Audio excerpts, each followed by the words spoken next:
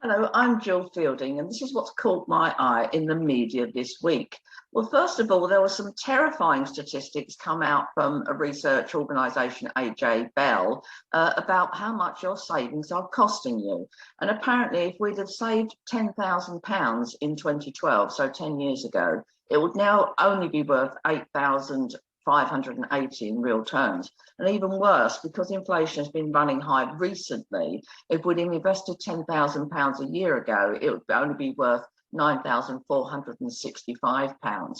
And it's estimated that that £10,000 worth of savings is costing you or losing you £10.70p a week in real terms in purchasing power. Now that's staggering. But most people don't know what else to do with their money other than to put it into savings because they think that's the less risky thing to do, and they think that's where it's safe, but it isn't. It's getting smaller and smaller every week by the tune of £10.70p.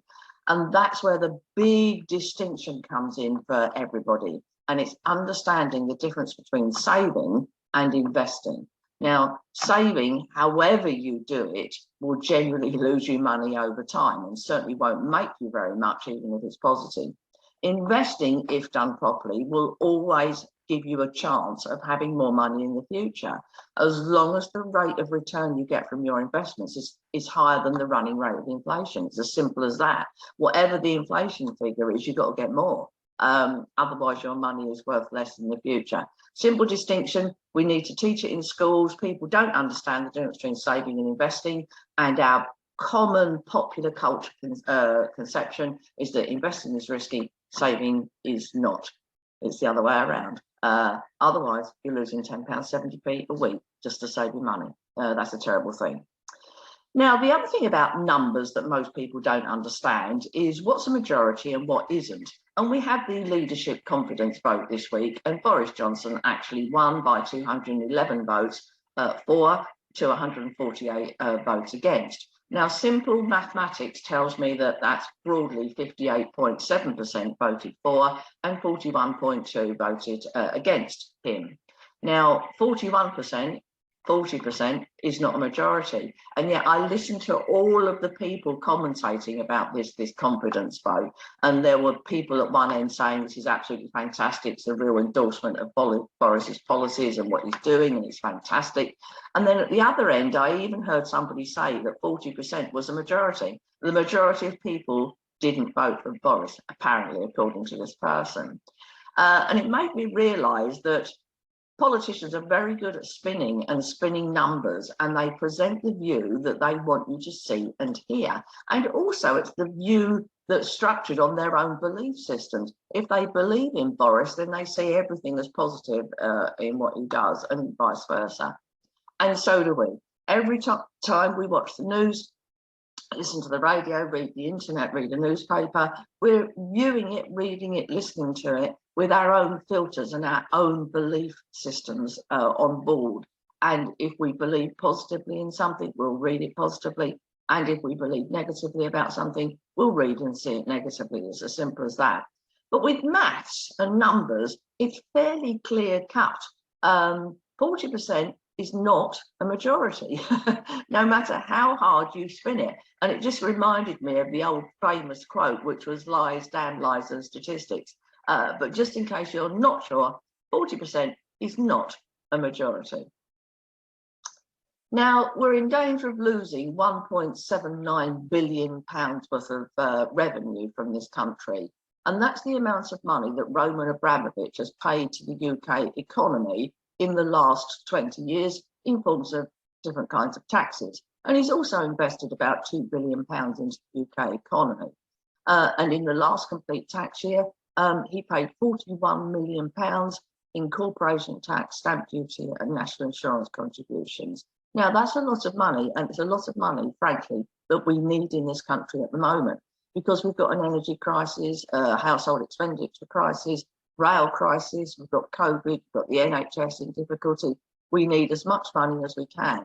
And of course, what politically was the right decision to do, which was to chuck him out, turns out economically to be the wrong thing to do, because frankly, I'd rather have his money. And keeping his money and keeping him paying the taxes is like a fine.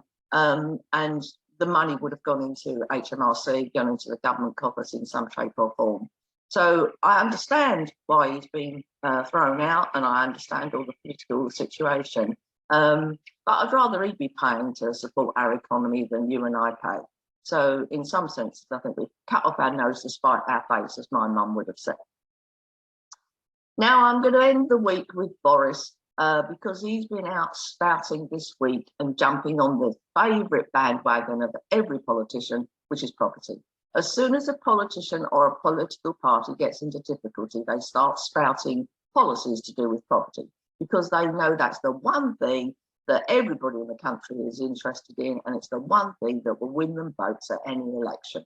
So, of course, Boris has been in difficulty at the beginning of the week. So at the end of the week, he's out spouting policies to do with property. And what he's done this week is he said that the right to buy initiative is now going to be extended to housing association tenants, as well as local housing authority tenants. Now, that's an interesting policy, because what it does is it takes another couple of million properties out of the property supply pot. And it doesn't take Einstein to work out that if you're selling a property at half price, i.e. with the right to buy discount, that doesn't generate enough money to build a new property to replace it. So what it does is it reduces stocks the whole time. And added to that, Boris has come out and said that now housing benefit is now going to be classed as income for mortgages. Well, I don't think the man can have ever understood what housing benefit is, because it's only paid to people on really low incomes, and certainly people that have less than £16,000 in savings. Now, people that are that poor can't get a mortgage in any way. There is no way in hell they're going to get a mortgage. So what on earth is he talking about? I also wonder whether he's discussed that or got the agreement of the mortgage providers in that particular case. I doubt it very much. So as usual, it's policies, it's spouting just to get people back on side and to help him win votes. It's a superficial statement of policies that don't work, won't work, can't work. There's no sustainability to either of the policies that he's announced this week. So it's just bluster to help him win votes. And he's just jumped on the typical bandwagon, which he knows lifts people's spirits and gets them making feeling better. Well, it don't work for me, as you can tell. We need to look behind the headlines with these things, because what a politician says on the surface may not have been thought through in terms of applicable policies in reality. So good on you, Boris. You've had an up and down week. Let's see what you get up to next time. Keep safe, everybody, and I'll see you next week.